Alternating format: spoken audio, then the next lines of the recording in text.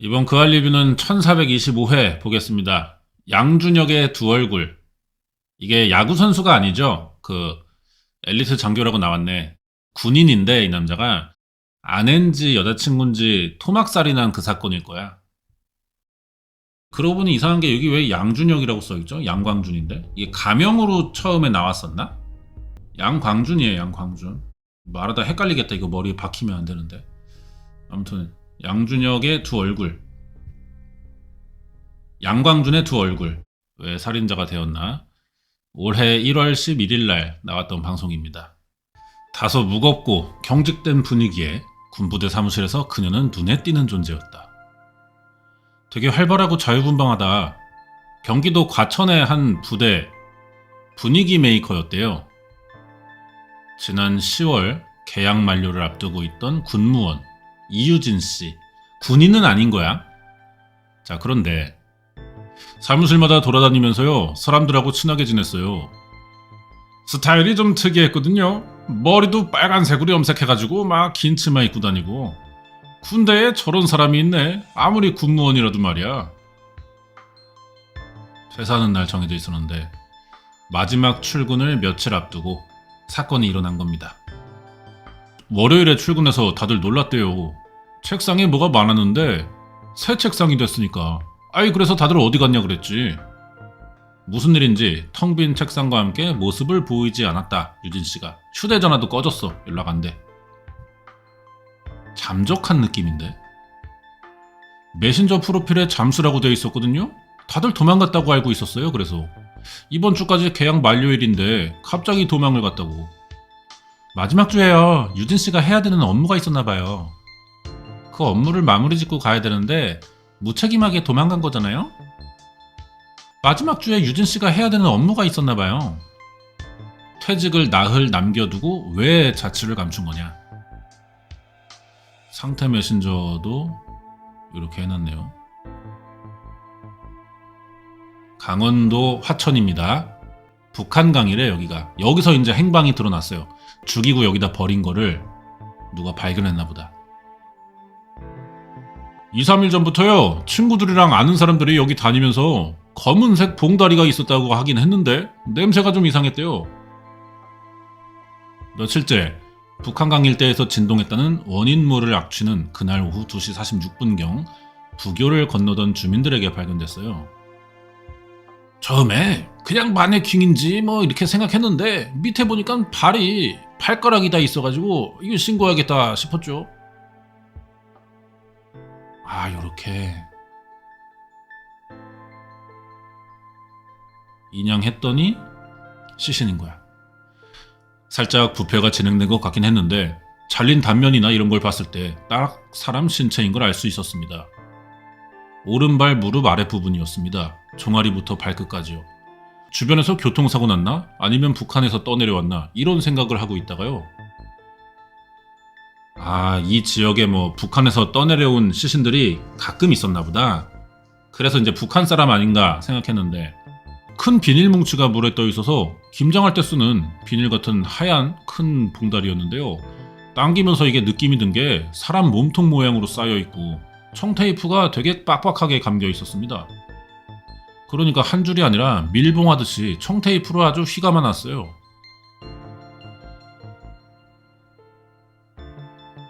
누가 훼손한 뒤 여기에 시신을 유기했을 가능성이 생기니까 그럼 물에 나머지 일부가 있을지도 모른다. 그래서 사람들이 장비 동원해서 대규모 수색 작업을 해본 거예요. 그날 오후부터 사흘간 물속을 살핀 결과 북에서 600m 떨어진 선착장 인근에서 왼쪽 팔과 다리 일부가 또 나왔어. 다음날 오전에는 나머지 신체 일부가 잇따라 발견됐어요. 그러니까 범인이 이 새끼가 양준혁이가 사람을 토막 내놓고 근처에다가 나눠버린 거야. 보통 이렇게까지는 안 해요. 아예 다른 장소로 가던가 하지 따로따로 봉지에 담아 버린 건데 같은 장소에 있던 거야. 이게 물에 떠내려오면서 흩어진 거죠. 쓰레기 봉다리처럼 이렇게 여러 개 들고 한 군데다 이렇게 던졌나 봐. 정확히 이쯤에 떠 있었어요. 검은 봉지가. 우리가 흔히 보는 시장에서 파는 검은 봉지 아시죠? 그 봉지에 들어있었습니다. 봐봐요, 작잖아요. 근데 이게 같은 지역에서 다 발견되는 거는 잘게 토막 내놓고 귀찮았나? 처리하기가? 보통 뭐 쓰레기통에 하나 넣고 하나는 어디 뭐 산에 버린다든지 뭐 이런 식으로 나눠야 되는데 그러질 않은 것 같아. 돌이 하나 둘 세 개가 있더라고요. 돌이 있었어요? 네, 돌이 그 비닐봉지 안에. 돌덩이와 함께 비닐봉지에 담겨 은폐되어 있던 누군가의 죽음. 경찰이 지문과 DNA 분석으로 시신을 확인해보니 놀랍게도 호련히 자취를 감췄던 임기재 군무원 유진씨로 확인됩니다. 그녀는 왜 어쩌다가 이곳에서 시신으로 발견된 걸까? 아, 이분이 이쁘시네. 뭐 일단 뭐 제목으로 우리는 범인 다 알죠? 양준혁이 죽인 겁니다. 군대에서 알게 돼서 뭐 사귀었나 그렇게 됐을 것 같아. 33살이었고.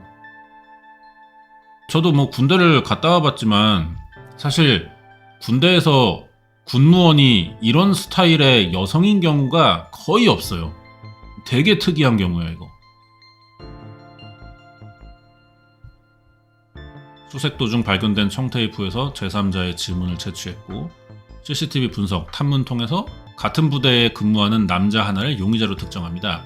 그리고 수사 하루 만에 서울 강남 일원역 지하도에서 살인과 사체 손기, 사체 은닉 혐의로 체포를 했는데 또 화장실 안에 있는 거 경찰이 이미 알고 왔고 불러내니까 순순히 나왔다고. 조용히, 그냥 아주 조용히 갔어요. 여기서 뭐 반항 한 번 없었고 혐의 인정 다 했고 이 사람의 정보가 세상에 공개되는데 여러분 아는 얼굴일 겁니다. 이 새끼야. 38세 양광준이. 관상부터가 이 X발람이 딱 봐요. 꼬라지 봐 이 새끼. 여자한테 뭐 인기가 있었겠어요? 피해자랑은 어떤 관계였는지는 뭐 더 자세히 봐야겠지만 지 말 안 듣고 뭐 이런다 싶으니까 죽이지 않았을까. 눈두덩이가 쳐졌잖아요. 축. 생긴 게 좀 졸려 이 새끼가. 그냥 뭐 아무 목적도 없고 목표도 없고 그냥 사는 새끼야. 눈 떴으니까 일어나서 출근하고 시키는 일 하고 퇴근하면 또 이제 방구석에서 또 이제 밥동따를 하고 이런 새끼인 거지 뭐. 더 얘기할 게 없어. 소령입니다. 38이라니까 뭐 만으로 나왔겠죠. 그럼 40살이라고 봐야 될 것 같아. 군인 40살이면은 소령 정도 하는구나. 육사 65기 출신. 육사면은 공부는 잘했는데? 공부만 한 개찐따구나. 인간관계 경험 없고. 국군사이버 작전사령부 소속 중령 진급 예정자. 뭐 일도 괜찮게 했나 보네요. 제 생각이 다 틀렸습니다. 역시 얼굴로 판단해서는 안 되는 거구나. 심지어 결혼도 했어요. 애가 둘이야. 범행 동기와 피해자 관계에 대해 사람들의 관심이 집중됐는데 피해자가 그 부대에 23년 7월경부터 근무를 시작했는데 이 사귀기 시작한 시점은 올해 2024년 초에 사귀기 시작했습니다. 피해자는 미혼이고 그러니까 뭐 내연 관계죠. 같은 부대에서 군 장교와 임기재 군무원으로 근무하다 지난해 초 사귀는 사이가 됐다. 아니 여자분은 왜 이 새끼를 좋아했을까? 이해가 안 되는데요. 비주얼적으로 일단 말이 안 되는데. 돈이 많나 얘가? 뭐지? 아무튼 뭐 사귀다가 지난 6월경부터 관계를 유지하는 문제로 갈등을 빚어왔다. 우리 이거 계속 만날지 말지 뭐 이렇게 했나봐. 주로 이제 이런 내연 관계에서는 여자 쪽에서 많이 흔들립니다. 이거는 좋아서 사귀고 있지만 좋은 관계가 아니다. 그러니까 남자한테 헤어지는 게 좋겠다 하면은 남자애들은 붙잡는 거지. 그러면서 사이가 나빠졌을 것 같아. 이게 한 사건 4개월 전부터의 일이었나 보네요. 어쩌다 살인을 한 걸까? 그 살해 시점이 이 양광준이의 전근전 마지막 날이고 더 이상 관계가 지속되기 어렵다고 보고 서로 말다툼이 계속 이어져 왔는데 그때 이 갈등 관계가 그때 가장 최고조에 이르렀다고 보고 있습니다. 서울 송파구의 산하부대로 전근이 예정돼 있었어. 양광준이는. 그리고 피해자는 10월 말 비슷한 시기에 계약이 만료될 예정이었다. 그럼 이제 찢어지는 거야. 4개월 뒤에 우리는 아예 다른 지역에서 살아야 된다고. 일 때문에. 그러니까 이참에 헤어지자 뭐 그런 얘기가 나왔던 건가? 그리고 이제 양광준이의 전근 마지막 날 사건이 일어났다. 예, 주말이니까 요게 마지막 날이죠. 주말 지나면은 이제 얘는 다른 데 가는 겁니다. 그러면은 뭐 정황상 이 새끼는 아마 이날을 골랐을 것 같긴 해요. 일부러. 사건 당일 아침에도 출근하면서 말다툼이 있었고 살해 시점인 15시경에도 차량 내에서 똑같이 말다툼이 이어진 끝에 범행이 일어났습니다. 양광준이는 일단 뭐 우발적으로 죽였다라고 하네요. 차량에 있던 노트북 도난 방지줄로 목을 졸라 살해한 뒤 옷으로 덮어놨다가 21시경 부대 인근 공사장에서 사체를 훼손하고 차량이 추적되는 일을 막기 위해 A4 용지로 가짜 번호표를 만들어 자기 차 번호판에 붙였어. 그리고 시신을 유기하면서 이동했대요. 그냥 뭐 강 따라 달린 건가? 10월 26일 토요일 밤 9시 40분 양씨는 북한강 일대에 도착했고 시신 유기 장소로 선택한 곳은 10여 년 전 화천 지역에서 근무한 경험이 있어서 여기 지리를 잘 알고 있던 걸로 추측된다. 돌까지 매달아서 시신 유기에 꽤 공을 들인 것 같아요. 근데 떠올라. 왜냐면은 시신 부패할 때 가스가 생기잖아. 근데 이거를 비닐봉지잖아. 이게 만약에 천으로 된 어떤 포대 같은 거면은 이런 일 안 생겼을 텐데 비닐봉지니까 또 묶었잖아. 테이프로 막 감아놨고 가스가 안 빠지니까 이게 풍선이 돼가지고 뜨는 겁니다. 가스가 그만큼 많이 나와요. 시신 부패될 때. 돌멩이까지 띄울 정도로. 엘리트 장교로 알려진 새끼가 왜 이런 짓을 저지른 거냐. 왜 그랬을까 싶더라고요. 저도 좀 의아하긴 했어요. 우리 그만하자. 그냥 단순하게 일반인처럼 헤어지는 거에 대한 이별일 수가 있는데 아니 아무리 화가 나도 사람을 죽일 이유가 되나 그게? 사건 발생 직후부터 이 사건을 취재한 기자도 의심스러운 점이 많대. 일단 뭐 수사는 제대로 한 것 같고 표면적으로 사유는 다 드러난 것 같은데 그래도 이해가 좀 안 돼. 아니 이 정도 일로 이렇게까지 한다 싶은 게 이 사람 새끼냐는 거죠. 뭔가가 더 있지 않을까. 그게 이 방송의 주제인가 봐.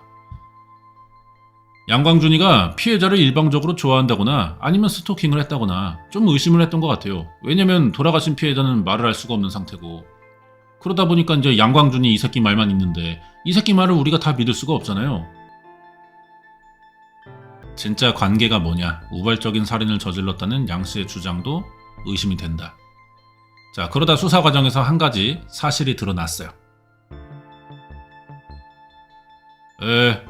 살인 시점보다 앞선 아침 07시 35분경에 위조 번호판을 검색한 것이 확인이 됐습니다.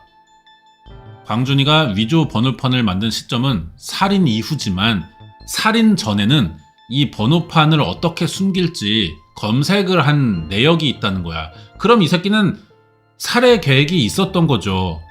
우발적이 아닌 거죠. 거기에 은폐 정황이 또 있어요. 피의자가 두 휴대전화를 삭제한 부분이 있습니다. 그래서 이 최근에 주고받은 문자 내용은 없습니다. 차량 내 블랙박스가 있을 텐데요.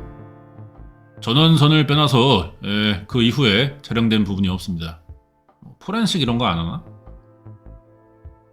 6월부터 블랙박스 기록이 없었네. 이거는 제 생각에는 이때부터 범행을 계획했다기보다 아내한테 안 들켜야 되니까 차에서 많이 만났나 보네. 그래서 블랙박스를 마침 끄고 있던 건 아닐까. 그렇게 생각이 들어요. 양광준이 피해자의 휴대전화를 강남 어느 배수로에 버린 게 확인돼서 경찰이 수색에 나섰는데 찾았습니다. 근데 부서져 있었어요.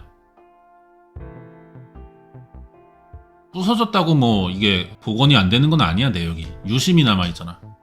유심칩을 부시면 모르겠는데. 메시지 다 지워졌다. 그래서 둘 사이에 무슨 일이 있었는지, 뭐 때문에 양광준이 살인을 계획했는지 알 수가 없다고 한다. 일단 조사한 쪽에서는. 차 안이 제일 궁금하긴 하더라고요. 부대 주차장에서 둘이 만나서 마지막 말을 어떤 말이 오갔을까? 이 사람이 목을 졸라서 살해할 정도의 말이 오갔던 걸까? 그날 오후 3시에 다른 일로 약속을 했을 수도 있지 않을까 둘이? 이런 생각을 해요. 그리고 피해자 주변 사람들은 쉽게 이 상황을 받아들이지 못하고 있다. 항상 주변을 밝게 만들고 어떤 일을 하든 자부심을 느낄 정도로 능력 있는 사람이었어요. 그렇게 죽어야 될 사람이 아니었습니다. 대체 왜 그렇게까지 했는지 정말 광준이 이 X발 새끼한테 묻고 싶어요, 진짜. 여기에 대답할 건 양광준이 뿐이야. 증거 없이 이 새끼의 진술로만 사건을 파악해야 된다는 거잖아, 상황이. 왜 살해까지 했습니까? 여자분 휴대전화 왜 버리셨어요? 피해자한테 미안하지 않습니까? 대답 안 해요. 아유, 쌍놈의 새끼 이거. 2010년부터 신상공개 제도가 도입되는데 51번째 피의자래요. 그리고 현직 군 간부의 신상이 공개된 건 이번이 처음이고, 얘가 엘리트야. 육사잖아. 소위 임관에서 성적도 좋았고 체력, 정신력 다 좋았대. 그러니까 뭐 결혼해서 애까지 낳았겠지. 중령의 진급도 예정돼 있었고, 이 새끼 뭐 이렇게 모자란 새끼가 사실 아닌 거야. 근데 여자 문제에 있어서 좀 개찐딴가? 왜 지 인생을 이렇게 포기하면서까지, 그렇지 않습니까? 아무리 좀 진짜 내 인생에 만나기 힘든 여자다 그렇다 해도 내가 앞으로 지금 이제 40인데 중령 진급이 또 예정돼 있고, 그럼 뭐 돈도 더 잘 벌고 앞으로 딱히 부족한 게 없잖아요. 여자가 중요하다 한들 왜 그렇다고 살인까지 하냐는 거야. 그것도 심지어 낮 3시입니다. 장소도 국방부에서 직접 관할하는 부대 사이버 작전 사령부 주차장에서. 업무 시간이야. 어떻게 이런 데서 살인을 하냐고. 여기서 근무했었나 보다. 사이버 작전을 수행하는 최일선 부대로 알려진 국군 사이버 작전 사령부. 그날 이 주차장에서는 무슨 일이 있던 걸까? 그리고 두 사람은 어쩌다가 알게 된 사이냐. 유진 씨가요, 지상 사무실을 썼어요. 행정 업무를 담당하던 걸로 알고 있었고요. 육아휴직자의 빈자리를 대신하는 임기제 군무원이었구나. 부대 내 행정 업무를 맡고 있었다. 그리고 광준이는 서열이 2번째예요. 나름대로 하는 일도 꽤 깊은 일이고요. 작전 업무 총괄. 복도에서도 그렇고요. 둘이 대화하는 거를 한 번도 못 봤어요. 유진 씨가 양광준에 대해서는 딱 직책, 이름, 성 말하면서 양소령님이요? 알죠. 이런 식으로 말했어요. 부서가 달라요. 일도 겹치지 않아. 그리고 같은 층도 아니야. 만날 일이 그렇게 많지 않습니다. 두 사람의 은밀한 관계를 그래서 눈치채지 못했어, 주변 사람들은. 어쩌다 사귀었는지 모르겠지만 얘네들도 이제 이게 뭐 불륜 관계니까 소문 안 나려고 숨어서 만나고 아침 출근길에 같이 태워서 가고 뭐 그랬나 보다.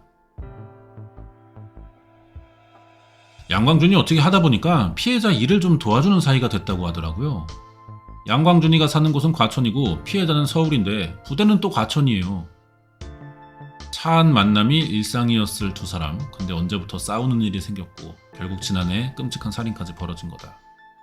전출 예정되어 있었기 때문에 그 차량 안에는 사무실에 있던 광준이 짐들이 다 있었다고 하더라고요. 그 짐들 가운데 노트북 도난 방지줄.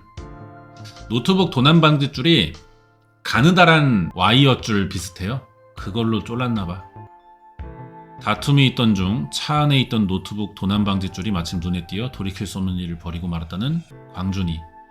그는 이후 유진 씨 시신을 옷으로 가린 뒤 사무실로 돌아갔다. 일단 차에 남겨두고. 자신이 근무하는 군부대 주차장에서, 그것도 근무 시간 중에 벌어진 군 장교의 살인사건. 어떻게 이런 일이 벌어질 수 있냐. 부대 내 주차장에서 동료인 교제하던 여성을 목졸라 살해하고 이 범행이 드러나지 않을 거라고 믿었던 사고가 궁금해지기도 하더라고요. 이해가 안 가네 진짜. 사람 목졸라 죽이는 거 오래 걸려요. 힘도 엄청 들어. 쉬운 게 아니야. 차에서 X발 새끼가. 에휴. 상식적이지 않아 이 행동들이. 누군가에게 발각될 우려가 굉장히 높은 장소고, 일단 낮 3시면 한참 일할 시간인데 퇴근 몇 시간 남았는데 유진씨가 사무실로 안 돌아올 거 아니야 당장. 이거 보고 사람들이 이상하게 생각도 할 법한데 계획적으로 버린 것처럼 보이지만 정황은. 근데 이 과정이 이해가 안 돼 너무. 엘리트 새끼가. 근데 부대원들은 그날 특별한 일이 있던 날이었다고 말한대요. 업무 시간에. 저희가 금요일에는요 3시부터 4시까지 전투체육이라고 운동 시간이거든요. 체육하고 바로 4시 퇴근이에요. 이 새끼 계획적 맞네. 이 시간 노린 거네. 일부러 죽이려고 불러냈겠네 그럼 차로. 다들 밖에 나가서 개인적으로 운동하거나 산책해도 몰라요. 그 시간에 자리에 없는 게 말이 되거든요. 그래서 굳이 찾지도 않고요. 그냥 없어도 그러려니 얘 혼자 운동 갔나 보다 해요. 사무실로 돌아오는 걸 아무도 확인하지 않겠네. 그리고 이제 다 이제 연병장 나가 있으니까 주차장에 누가 와. 사각지대가 되는 거지. 양 씨는 살인 장소도 미리 물색했던 걸까? 계획적으로 보는 정황이 또 있는데요. 부대 밖으로요. 모든 걸 못 가져가게 하는 곳이에요. 원칙이. 진짜 의미 없는 종이 하나도 그냥 가져가면 안 된다고 하거든요. 원칙상으론. 그 노트북 자물쇠를 왜 가져갔지? 이런 생각이 갑자기 들었어요. 사무실 공용이거든요. 다른 부서 가서도 거기 있는 거 쓰는 거지. 개인이 부서 옮길 때마다 들고 다니지는 않지 않나 싶어요. 뭐 군대에서도 제가 간부는 아니었으니까 모르겠는데 인트라넷 같은 걸로 뭐 메신저 대화를 했다거나 그런 내역을 없애려고 했던 게 아닐까요? 경찰 조사에서 광준이가 전근 전 미리 차에 옮겨놓은 짐에 노트북 도난 방지줄이 있어서 범행 도구로 이용하게 됐다고 진술했는데 부대에는 그 어떤 물품도 개인이 마음대로 가지고 나갈 수 없는 게 원칙이라 이 주장은 이해되지 않는다. 애초에 노트북 그 도난 방지줄로 죽이려고 그걸 들고 나온 건가? 그것도 너무 이상하지 않습니까?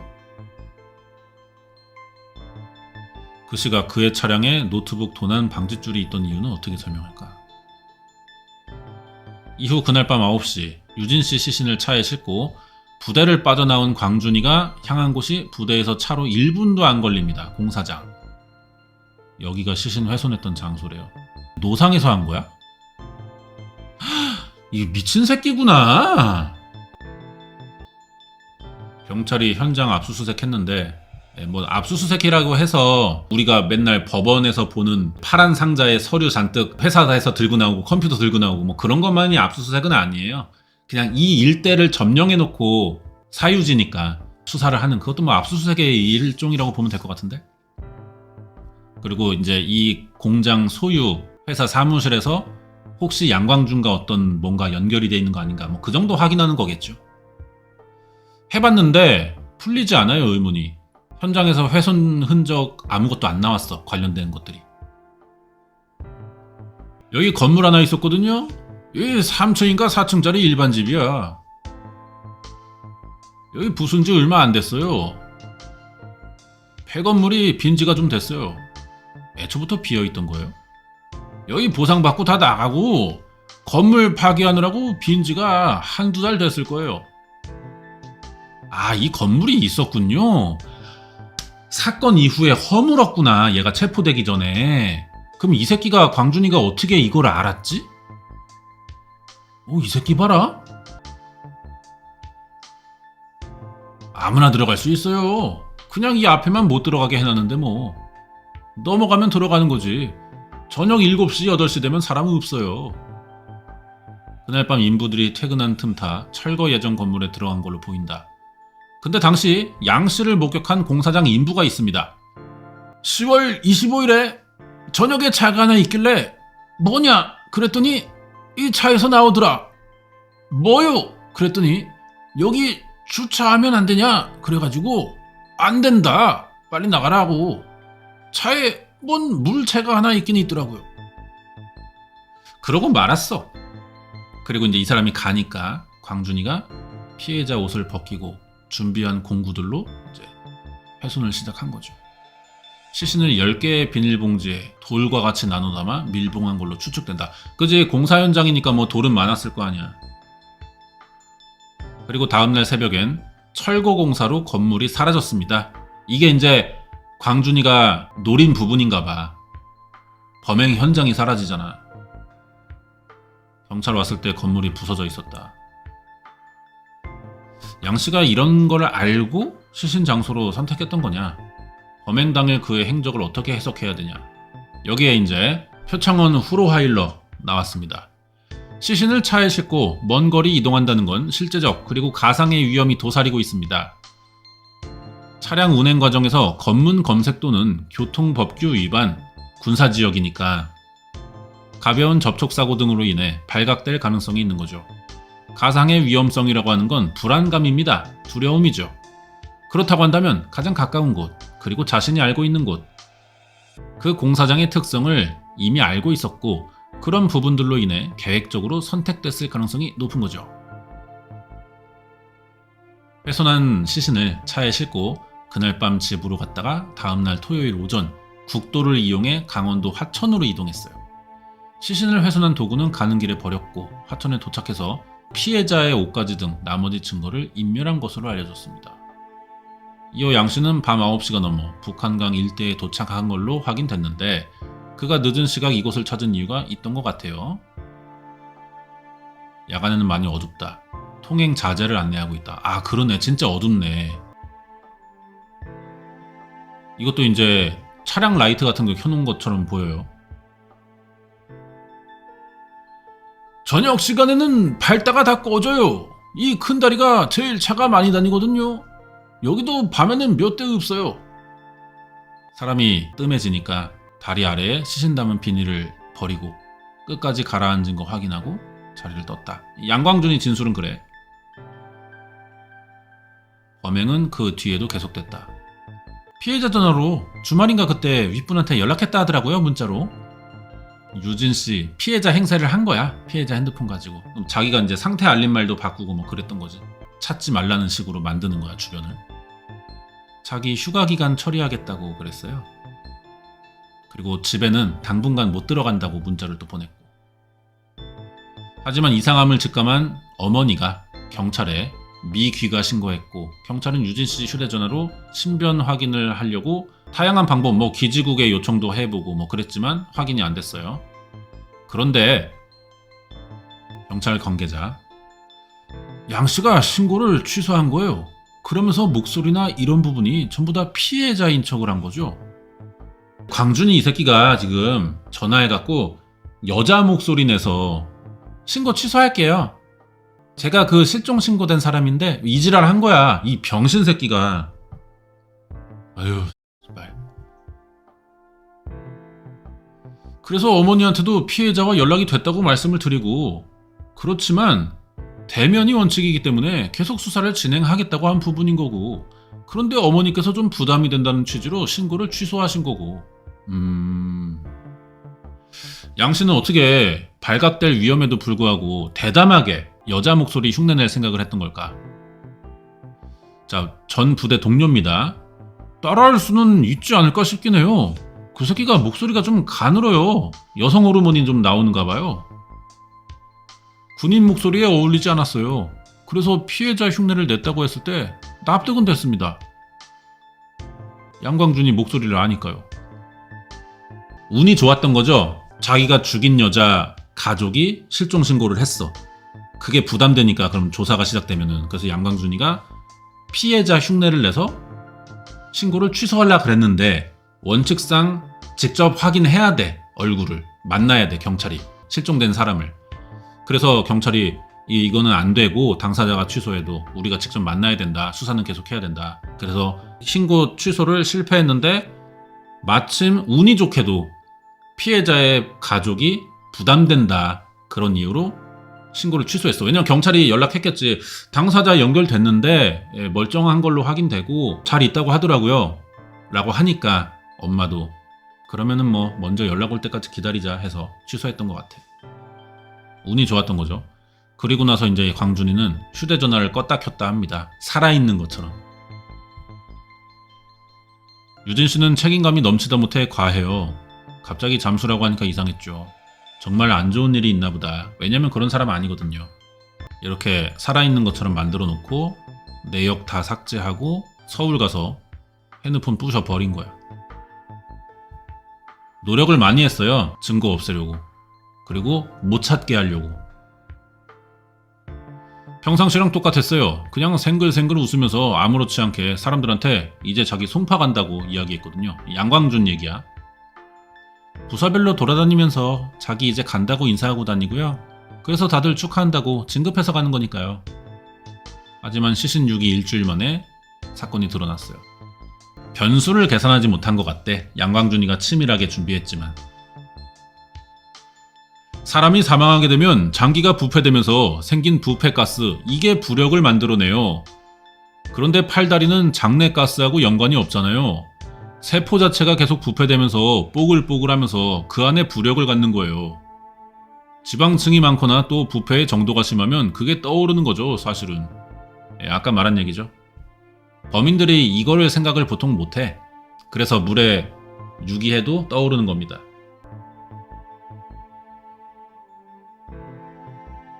완벽한 은폐를 계획했지만 부력은 고려하지 못한 걸로 보인다. 간과한 게 또 있는데. 하천군 주민. 아우, 외진데는 아니죠. 벌써 이렇게 사방이 뚫려 있는데 낚시도 많이 하고요. 운동 삼아 운동도 많이 하고 사람들 많이 다니는 곳인데 통학하는 학생들, 그 다음에 직장이 다리 건너에 있는 분들이 많이 다니죠. 마을과 마을을 잇고 있어서 낮 동안은 주민들 왕래가 많다. 이 다리가 여기. 요런 데를 만들어놨네. 여기서 지금 상황에서 말하긴 좀 그렇지만 여행지로 좋네요. 약간 머리 식히고 그런 식으로. 진짜 좋아. 한적하고. 거기에 여기는 20년째 산천어 축제가 있는 관광지다. 산천어 축제가 우리나라에서 좀 유명한 축제예요. 저도 가봤는데 한겨울에 사람 진짜 많습니다. 그래서 이 하천의 특징을 알만한 사람은 다 안다. 물이 이게 발전을 안 돌리면 물이 바닥이 다 드러날 정도로 얕아요, 여기가. 우리 이렇게 이 수심이 얕은데 지나가는 사람들이 다 볼 수 있는데 이런 데다가 시신을 유기한다는 거는 나는 이해가 안 가. 2m밖에 안 됩니다. 속이 다 보여, 땅이. 양씨는 왜 이런 수심이 얕고 사람들 통행이 잦은 이곳 부교 아래에 훼손한 시신 봉지를 유기한 걸까? 이 위치쯤 왔을 때 딱 왔는데 이쯤에 검은 봉지 하나가 보이는 거예요, 바닥에. 벌어진 틈 사이로 발견했다. 검지 손가락이 딱 뻘에 반쯤 묻혀서 상부만 하얗게 드러난 상태로 있더라고요. 비닐봉지에서 빠져나왔다네, 손가락이. 이 수색 작업에 참여했던 사람들은 유기 방식이 허술했대요. 그지 이런 거만 전문적으로 하는 다이버들이겠죠. 수중 수색 다이버들. 많이 봤을 거 아니야. 청테이프가 바깥에서 붙일 때는 접착력이 이게 좋아요. 근데 이게 물속에 들어가면 접착력이 떨어지거든요. 역할을 못해. 그러니까 떠오르면서 분해돼가지고 빠져나올 게 빠져나간다고. 피켓 손잡이로 이거 비닐봉지 이렇게 했는데 탁 풀린 거야. 보통은 비닐봉지를 이렇게 묶잖아요. 근데 매듭 한 번 하고 2번 해야 묶이잖아. 근데 이 새끼가 한 번만 한 거야. 그러니까 이게 풀리지. 왼쪽 어깨 이거 여기서 지문이 나왔어요. 이게 통으로 나왔다니까. 이 사람 피부에도요 지문이 남습니다. 이 새끼가 되게 허술한 게 계획은 많이 세워놨는데 디테일이 없어. 양씨는 피해자 신원이 드러나는 걸 막기 위해 시신의 손가락 부위를 훼손한 것으로 보이는데 오른손과 달리 왼손은 전혀 훼손하지 않았다. 더 이상한 건 오히려 생각지도 못한 부위가 훼손된 채 발견이 됐다는 사실이에요. 저기에서 좌측으로 그 부근에서 발견됐거든요. 피해자 머리가 검은색 비닐봉지에 이중으로 쌓여서요. 머리카락은 없었습니다. 머리를 싹 밀어놨어요. 저는 그 진술의 신빙성은 0이라고 봅니다. 범행 전반에 있어서 피해자에 대한 미안함이 반영된 요소가 단 하나라도 있을까요? 신원이 밝혀지면 안 돼. 여기에만 100% 이상 모든 정신이 집중되어 있는 상태예요. 그거는 거짓말입니다. 이 새끼가 씨발 이게 거짓말일 수밖에 없다고요. 그건 범죄 심리에 어긋나는 진술이에요. 의도를 알 수 없는 양광준의 범행. 왜 의도를 알 수 없는지 알아? 이 새끼가 찐따라서 그래. 찐따라고. 봐봐. 표창원, 오윤성 이런 사람들 진짜 개인싸들이에요.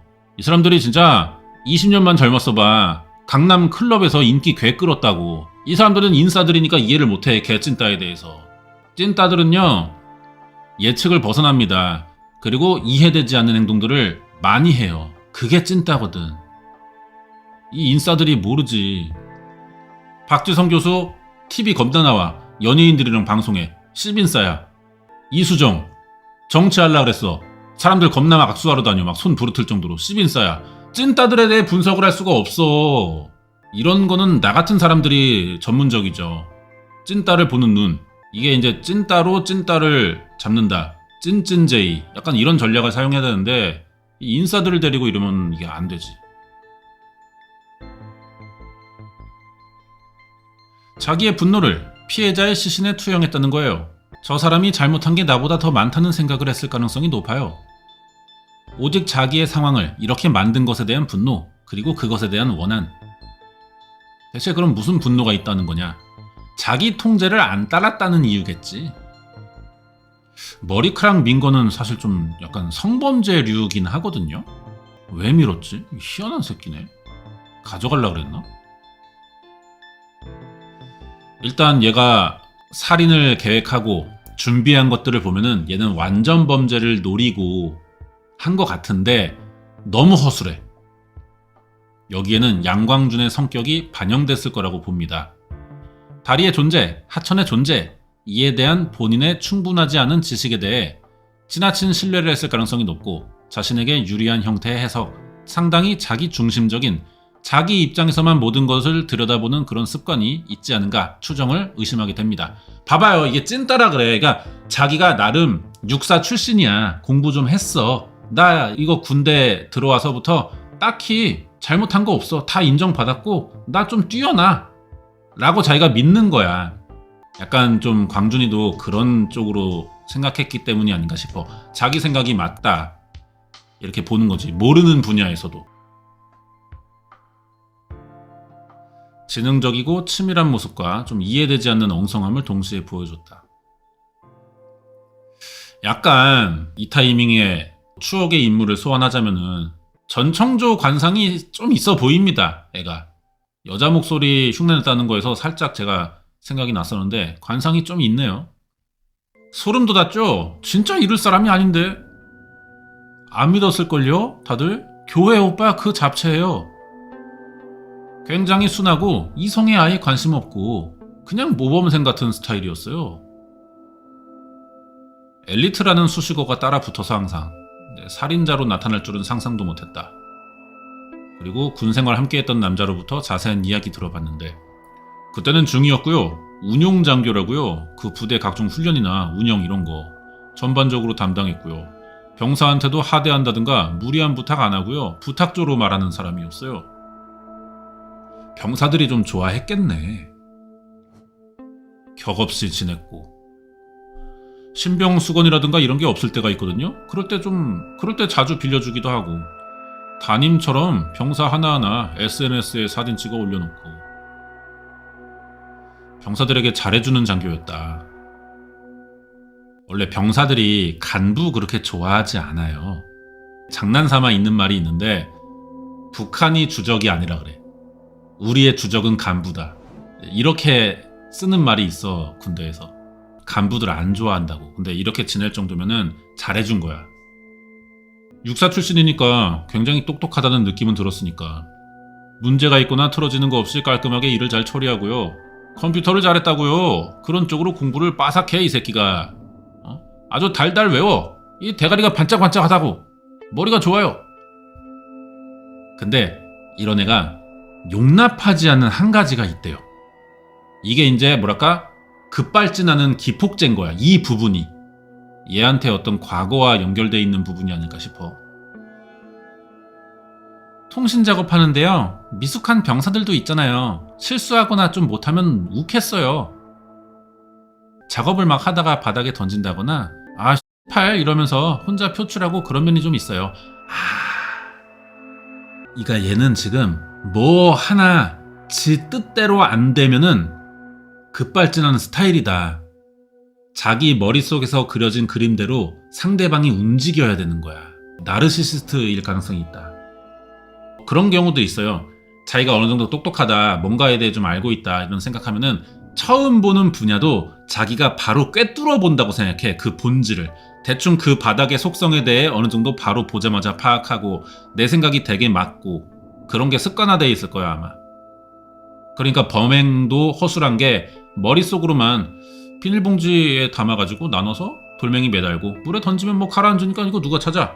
이 단순하게 이렇게 생각하는 거야. 거기에 대해 믿음이 있어. 지 대가리가 좋다는 것 때문에. 그런 거네. 다른 사람으로 인해 자신의 업무에 차질이 생기면 돌변한다. 이 새끼가 이제 또 그거죠. 자기의 실수에 대해서는 관대합니다. 상급자한테도 예외가 아니었대. 소리 지르면서 싸우진 않았는데 그래도 또박또박 대꾸하고 지가 잘못했다고는 안 했던 것 같아요. 거봐 바로 나오잖아. 자기한테 관대해. 워낙 칼같은 성격이다 보니 부대 내 고충을 신고하는 마음의 편지에 이 새끼에 대한 신고가 종종 올라왔다. 저도 처음엔 좋은 사람인 줄 알았어요. 양씨 때문에 사직을 고민한 사람이 있어. 양광준이가 난 이렇게 화목한 가정도 있고 일도 잘하고 이러길래 되게 멋있다는 생각을 했어요. 저는 처음에. 근데 이 생각이 오래 안 가지. 별거 아닌 질문인데 되게 노발대발하면서 넌 그걸 모르냐? 이래요. 넌 그거를 상식적으로 생각을 해봐라 이러면서 내가 방송에서 자주 하는 말인데 넌 왜 그런 걸 질문하냐? 사실 대책은 없었어요. 그래서 제가 그냥 그만둬야겠다 하고 인사과에 연락했는데 인사과에서도 양광준에 대해 이미 알고 있더라고요. 제가 사람 때문에 힘들다고 하니까. 한둘이 아니구나 이 새끼 때문에 고민하는 사람이. 근데 부대에서 별다른 조치를 안 해줬습니다. 그분도 부딪혔죠. 양광준이 팀장이고 그분은 팀원이니까. 왜 이것밖에 못하냐고 맨날 뭐라고 하니까. 그래서 그분은 정신과 다닌 걸로 알고 있어요. 군대에서 좀 이런 경우 있다. 맞아 나도 겪어봤어 예전에 군대에서. 행정관인데 살도 좀 약간 체격이 있고 좀 무섭게 생겼어요. 근데 한 상병 때쯤에 이 사람이 일 부대로 왔을 거야.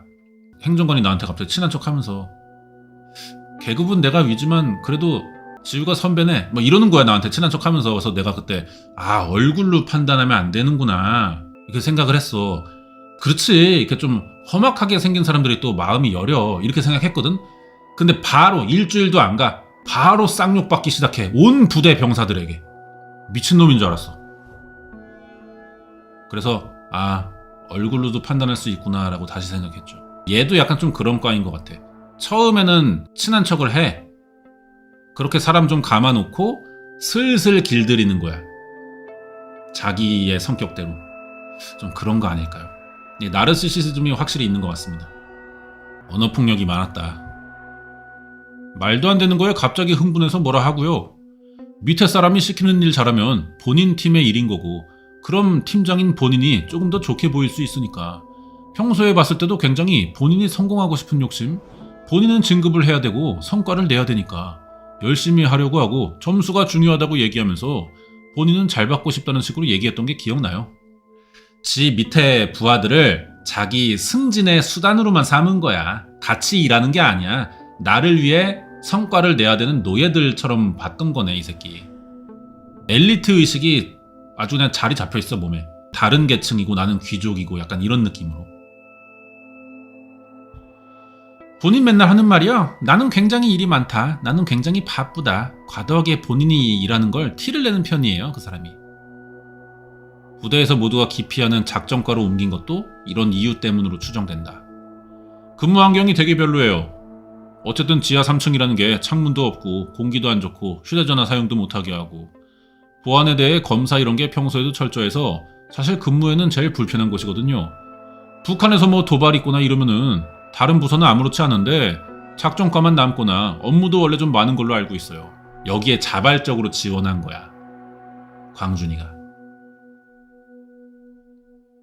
진급이 잘 되는 부서라고 알고 있어요 다들. 사이버 사령부에서 가장 바쁘고 어떻게 보면 핵심 부서라서 저 친구 저거 진급하려고 작전 가온 거 다 알지 않냐 이러면서 결국 그래서 1차 진급 결과를 이뤄냈다. 가장 빠른 편인가요? 네 1차 진급이요.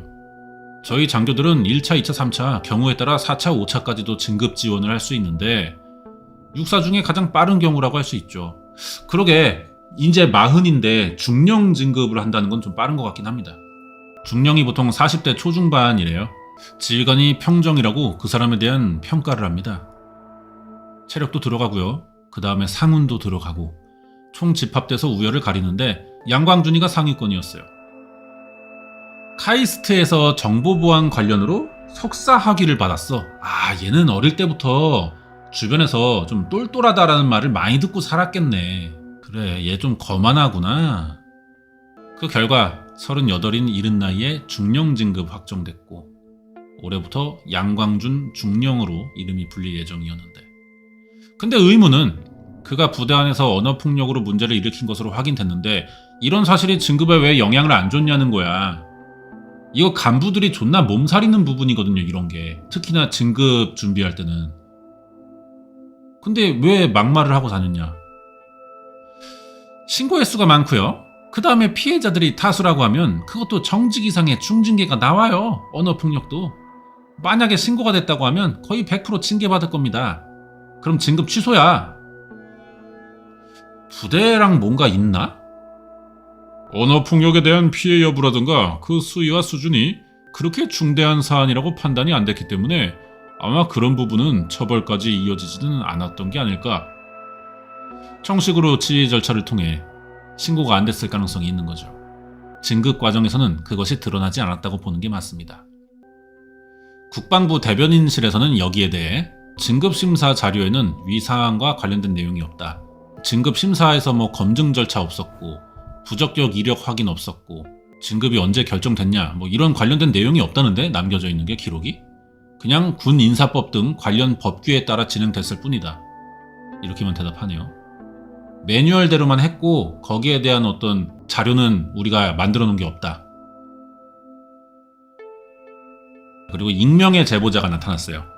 사이버 작전 사령부에서 언론이나 방송국과 접촉한 사람을 색출하려고 들어서 조심스럽다. 무슨 사령부에서 밑에 간부들 괴롭혀서 어떤 지휘관이 징계받을 거냐, 간부들에게 직접 사과할 거냐 선택하라고 해서 직접 사과하고 사이버 작전 사령부로 이동한 걸로 알고 있다. 당시 사과받은 간부들은 진심이 안 느껴졌다고 했고 징계를 모면하기 위한 행위로만 받아들였다. 양광준 새끼가 하도 막 지랄하고 다니니까 사과하는 조건으로 징계를 안 받았다네? 아니, 군대에서 무리를 일으켜놓고 장교가 사과하면 끝내는 거야? 부서장, 지휘관이나 상급자는 부대 내에서 불미스러운 일이 생기면 가급적이면 그런 부분들을 원만하게 해결하고 싶어 하거든요. 그런 게 잘 안 될 때는 이런 부분들을 숨기려고 하거나 감추려고 하는 그런 정서가 군 내부에는 여전하죠. 예. 양광준의 어떤 직속 상관이 또 있을 거예요. 이 사람도 진급을 해야 되는데 양광준이가 이런 문제 저지르면 그게 내 책임도 돌아온단 말이야, 줄줄이. 그러니까 서로 같이 진급하기 위해 서로 막아주는 거야. 이게 이제 군대의 어떤 폐쇄성에서 나타나는 상황인 거죠. 그리고 지금 피해자 유진 씨와 양 씨를 둘러싼 일에 대해서도 부대 내의 대처 방법은 다르지 않다. 워낙에 민감한 사항이고 사실 좋은 얘기가 아니잖아요. 그렇다 보니까 입단속 시키고 있는 것 같더라고요. 야, 이 둘 사이의 관계를 비밀에 붙이고 있대. 부대에서 지금 숨기고 있는 거네, 사건. 처음 보도됐을 당시에 이 사건이, 당시 군 동료들은 한시 임기제 군무원과 군 장교가 어떻게 사귀는 사이가 될 수 있는지 여기에 대한 궁금증이 제일 컸대요. 계급의 차이로 보통의 연인들과는 달랐을 것으로도 보인다는데 어떻게 시작된 거냐? 왜 꼭 군무원이어야 돼? 그거 엄청 힘들어 하지마, 이렇게 말렸는데요. 나라에 도움되는 일을 해보고 싶다고 이런 포부가 있는 애였거든요. 자격증 준비도 하고 그랬어요. 피해자가 엄마랑 어렵게 산대. 그런 유진씨와 지난해 초부터 부대원들의 눈을 피해 사귀기 시작했다. 양광준은 그렇게 진술해요. 다들 놀라요. 둘이? 이러면서. 다들 대화하는 것도 못 보고 했는데 어떻게. 그래서 저는 진짜 의아한 거예요. 지금 드는 생각이 정보과에서 부서 옮겨야 될 때 보직희망 그런 거 봤잖아요. 유진씨가 나는 작전과를 가고 싶다. 다들 기피하는 데인데 작전과를 가고 싶대요. 결국에는 자리가 없어서 이동 못한 건진 모르겠지만 어쨌든 다른 부서 가고 부서 이미 옮겨지고 난 뒤에도 계속 미련을 가졌던 걸로 알고 있어요. 나 작전과 가고 싶었는데 하면서. 원래 다른 부서 보직 예정이었는데 작전과 가고 싶다고 지난해부터 셀 수 없을 정도로 들었어요. 그때부터 뭔가 있지 않았을까 싶어요. 작전과를 오고 싶어 한다는 게 진짜 비정상적인 거거든요. 또 한 가지 의아한 사실이 있습니다. 육아휴직이나 이런 분들 대체자로 온 건데 육아휴직한 사람이 조기 복귀한 걸로 알고 있거든요. 그때가 원래 만료였는데 왜 연장이 된 건지 다들 의아하게 생각을 한다 그래요. 근데 어쨌든 연장은 됐으니까 그냥 일하나 보다 다들 그렇게 생각했어요. 채용 공고 당시에 이제 유진 씨의 계약 완료가 6월 30일인데 이게 10월 31일까지 4개월이나 연장돼 있어요. 일반적이진 않대, 군무원에게. 부대 측에 물어보니까 피해자는 육아휴직자의 대체 인력이었다. 그리고 기존 휴직자가 복직 7개월 전 휴직 연장을 신청해가지고 얘도 계약 만료를 늦춰줬을 뿐이다. 그런 입장이네. 근데 공교롭게도 이 시기는 유진 씨가 양광준과 같은 부서에서 근무하기를 희망했던 때래요. 이게 계약 연장이 혹시 양광준이가 힘을 쓸 수 있는 건가요? 그럴 위치에 있는 사람이 아닌 것 같아요. 제가 봤을 때. 그 사람이 어떤 부서의 장도 아니고 본인이 결제할 수 있고 누구한테 얘기하고 이런 건 아닌 것 같아요. 병정이나 이런 것도 다 군인이 작성을 했고 군대 조직 문화 때문인지 수직 관계가 심하다는 느낌이 있었어요. 불합리한 게 있어도 목소리를 못 내죠. 군대에서 일하니까 그냥 자기 부하로 보는 거죠. 유진 씨도 업무에 대한 불만과 고충을 토로한 적이 있다. 힘들다. 주간 쪼다. 야간 전술 토이 힘들다. 훈련 끝나기 전까지 여유가 없다. 그런 데서 근무하다 보니까 딱딱한 분위기도 있다고 들었는데 그 일도 내가 하고 이 일도 내가 하고 다 내가 해야 된다고. 처음에 이렇게 가까워지게 된 계기 자체도 어떤 지위를 이용한 관계라든가 이렇게 된다면 물론 그게 성범죄까지는 안 간다 하더라도 서로 좋아서 불륜을 한 거랑 좀 차이가 있잖아요. 예, 알겠습니다. 그렇게 피해자가 수긍하는 방향이 더 훨씬 많았을 거라고 봅니다. 임기제나 한시적 임기제는 다 기간이 정해져 있고요. 잘못하면 연장이 안 되기 때문에 계속 잘하면 연장해서 쓰거든요. 그러면 당연히 양광준한테 잘할 수밖에 없는 그런 상황에 처하지 않았나 싶어요. 위력에 의한 뭐 이런 게 붙어야 된다는 거지. 그래서 이게 좀 약간 좀 수박 겉핥기 느낌인데 방송이 본질적인 질문은 해소를 못하고 있어요. 어쩌다 사귀었냐. 이게 없잖아 지금. 그러다 보니까 죽여야 되는 결정적인 동기도 안 나오는 거야. 이거를 지금 밝히지 못하고 있는 것 같아 사건이. 유진 씨에게 말 못할 사정이 있던 건 아니냐. 가족이 뭘 알진 않을까. 찾아갔어요. 아무도 없나 봐 집에.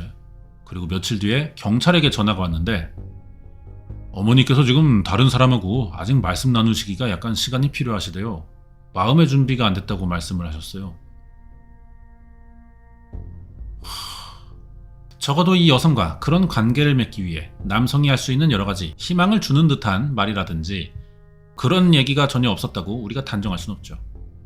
양 씨가 유부라는 사실을 알면서도 자기가 처한 상황 때문에 호의를 쉽게 거절하지 못했지 않았을까. 그런 관계가 이제 오래 갈 수는 없고. 양광준은 그럴 수밖에 없었다. 피해자가 그 관계를 지속하고 싶어 했고 자기가 살인을 할 수밖에 없던 원인 제공을 피해자가 다 했다는 식으로 진술을 한 것 같더라고요. 양광준이 말로는 지가 헤어지자고 했는데 여자 쪽에서 더 만나자고 했대. 아니 근데 그러면 지가 왜 죽이냐고. 사귀기 싫어서 죽이는 거야? 뭐야? 둘의 의견 차이가 좁혀지지 않아 끔찍한 결과로 이어진 거냐. 여기에 이제 김태경 교수가 빠지지 않죠. 보통의 이별범죄에서 화난 사람들은 이별을 통보받은 사람이 화가 나거든요. 근데 지금 적어도 이 사건에서는 이별을 통보한 사람이 살인한 거잖아요. 이건 보통의 이별 범죄하고는 양상이 피해자 가해자가 바뀐 거죠. 그리고 이 사람이 일방적으로 얘기하는 게 이 사건의 발단, 트리거가 맞을까라는 의구심이 들긴 했어요. 다만 돌아가신 분이 이걸 빌미로 해서 협박이나 최소한 너의 혼인관계에 문제를 만들겠다거나 이런 얘기를 했다면 이거는 양 씨를 몹시 불안하게 만들 만한 일인 거잖아요. 아, 그럴 수 있겠다. 죽은 사람이라면 모르겠지만 헤어지자는 쪽에서 살인을 해야 되면은 약점 잡은 게 아닌가 싶기도 해, 여자 쪽에서. 핸드폰 내용을 다 지운 이유도 그거야. 사실 다 지울 필요 없어요. 자기랑 했던 내용만 지우면 그만인데 아예 그냥 깡통을 만들어 놨잖아. 나에 대한 어떤 증거를 저장하고 있었지 않았을까라는 생각이 그랬던 것 같아. 그럴 수도 있는 거지. 공교롭게도 진급심사 발표를 앞둔 지난 여름부터 차 블랙박스 전원을 아예 꺼둔 것으로 알려진 양씨. 혹시 그때부터 유진씨가 헤어지자는 말에 양씨에게 내연관계를 폭로하겠다며 그를 압박하기 시작했고 양씨 전근전 마지막 근무일까지도 그 생각을 접지 않았던 건 아닐까? 만약에 그렇다면 뭐가 두려워 양씨는 살인까지 한 거냐? 뭐 앞으로 군인으로서의 그거는 끝나겠지. 이혼당할 수도 있고. 간통죄는 폐지돼서 형사처벌은 안 되지만요. 행정벌인 징계처벌은 모든 국가 공무원에게는 다 내려집니다. 그 품위손상 뭐 이런 거 있을걸요? 근데 이런 불륜을 저지르면 보통 중징계 이상 중징계를 받는 게 일반적인 경향입니다. 군 자체의 신뢰를 떨어뜨리는 일이라. 양광준이 일반 회사원이면 또 모르겠는데 군인이니까 정직의 강등, 뭐 해임, 파면까지도 올 수가 있고 여기 품위 손상 있잖아. 양광준이가 중령 진급 예정자라고 들었는데요. 아직 정식 계급장을 못 달았잖아요. 명단에만 있잖아요. 이 상황에서 중징계 받으면 명단에서 삭제돼요. 진급 취소죠. 그리고 현역 복무부 적합자 조사위원회, 전역심사위원회의 논의를 거쳐서 강제 전역될 수 있는 그런 상황에도 처해지는 거예요. 그냥 군생활 끝이죠. 이게 무서웠겠다. 그치, 이 새끼 지금 어릴 때부터 똑똑해. 좋은 대학 나왔고 뭐 석사 수료 뭐 이런 것도 잘 했고 군대에서도 다 똑똑하기로 인정받았고 진급도 빨리 하고 얘는 인생에서 실패가 없어. 그리고 이게 자기에게는 당연하다고 생각하는 애야. 근데 인생에 진짜 크나큰 오점이 될 만한 상황에 처해지니까 이게 좀 유력해 보이기도 하다. 여자가 협박한 거야. 의외로. 이 새끼가 군인의 자부심이 좀 있었다네. 본인이 예전에 육사 갈 때 성적이 되게 높았다. 의대 갈 성적이었는데 본인은 육사를 갔다. 그러니까 그런 식으로 은연중에 육사 대단해! 이런 게 있던 걸로 기억해요. 오래된 선임끼리 뭐라고 했냐면 쟤는 육사 부심이 너무 세다. 자존감이 높았어요. 그럼 왜 살해를 마음먹은 거는 하필 그날이었을까? 그날을 계획한 특별한 이유가 있었을까? 굳이 그날 살해를 할 이유는 없다는 거예요. 정말 계획적으로 하려면 나중에 어디서 만나서 다른 곳에서 살해하는 게 훨씬 살해하는 입장에서는 본인이 유리한데 양광준 씨 같은 경우는 상당히 강박관념이 있는 것 같아요. 내가 10월 25일까지 마무리를 짓고 28일 아주 가벼운 마음으로 출근하고 싶다. 그럴 수도 있고, 그리고 양광준이 같은 경우는 마지막까지도 기회를 줬을 수도 있어. 나 내일 다른 부대로 이제 가는데 이제 우리 못 봐. 그러니까 우리 마지막으로 진짜 깔끔하게 대화해서 헤어지고 정리하자. 그거를 한 건데 범행 준비도 다 해놓고 여기서 대화 안 되면 이 여자애가 마음을 안 고쳐먹으면 죽이겠다라는 계획을 해놓고 마지막으로 한 번 더 이제 접선을 했을 수도 있겠고, 전근 가기 전 자신의 계획을 실행해야 한다는 양 씨의 강박관념은 피해자와 그가 처한 특수한 신분 차이에서 비롯된 것으로 추측된다. 가해자가 가지고 있는 통제권의 상실과 연결될 수 있을 것으로 보여요. 가해자가 피해자와 같은 곳에 근무하고 있는 한 가해자가 가지고 있는 지위, 권한, 권력 이런 것들을 통해 얼마든지 통제를 할 수 있다는 거죠. 그런데 그 부서를 떠나게 되면 전혀 영향력을 미칠 수 없다는 겁니다. 그치? 그동안은 또 감시도 되니까 자기가 어쨌든 같은 부대 내에서 마주치려면 마주칠 수 있잖아. 그러니까 감시가 되잖아, 얘를 보면서. 근데 이제 떠나버리면은 이 여자애가 알았다고 한들, 알겠다, 그렇게 하겠다고 한들 언제 여자 마음 변심해서 또 뒤돌아서 뒤통수 칠지도 모르고 불안하니까 확실히 매듭을 지으려고 했던 거겠지. 자기 이제 다른 데 가면 피해자만 오롯이 남게 된 이 상황에서 여자가 이제 또 말해버리면은 소문날 수도 있고, 그럼 자기 이력에 문제가 되니까 그럴 수도 있을 것 같아. 자, 여기에 익명의 제보자는 사건과 관련해 아직 세상에 안 알려진 숨겨진 이야기가 많다. 양광준과 피해자는 절친해 보였고 서로 반말하는 것도 몇몇 간부에게 목격됐다. 둘이 자전거로 친했나 했던 말이 나온 적이 있다. 근데 부대 내에서는 몰랐다고 하잖아. 쟤를 사귀었냐 뭐 이런 데잖아. 그러니까 부대에서 숨기고 있는 것 같기도 해. 간부 일부는 내연 관계를 인지했을 가능성도 있다. 만약 시신이 떠오르지 않았다면 완전 범죄가 됐을 겁니다. 퇴직 전 보안 처리, 출입증 반납 등의 의무 절차가 이루어져야 되지만 아무 조치도 없이 계약 종료시켰고 지휘관 역시 아무 조치를 안 했다. 오히려 어떤 지휘관은 피해자를 왜 재계약해서 이 사달을 만들었냐, 인사 관련 부서에 화를 내기도 했다. 서로가 책임을 지지 않으려고 하니까 참다 못해서 이메일을 쓰게 됐대요, 제보자가. 자, 그리고 이제 작년 11월인데 이 새끼 검찰 구속돼서 재판 앞두고 있었어. 이제 할 것 같기도 한데? 범죄 사실 다 인정하고 있기 때문에요. 그냥 문제가 될 건 별로 없어요. 그렇게 철저하게 계획해서 한 건지 우발적으로 한 건지 그런 양극단에 있는 건 아닌 것 같아요. 계획성과 우발성이 섞여 있다는 건가요? 네. 그 점은 좀 문제가 되겠죠, 재판에서는.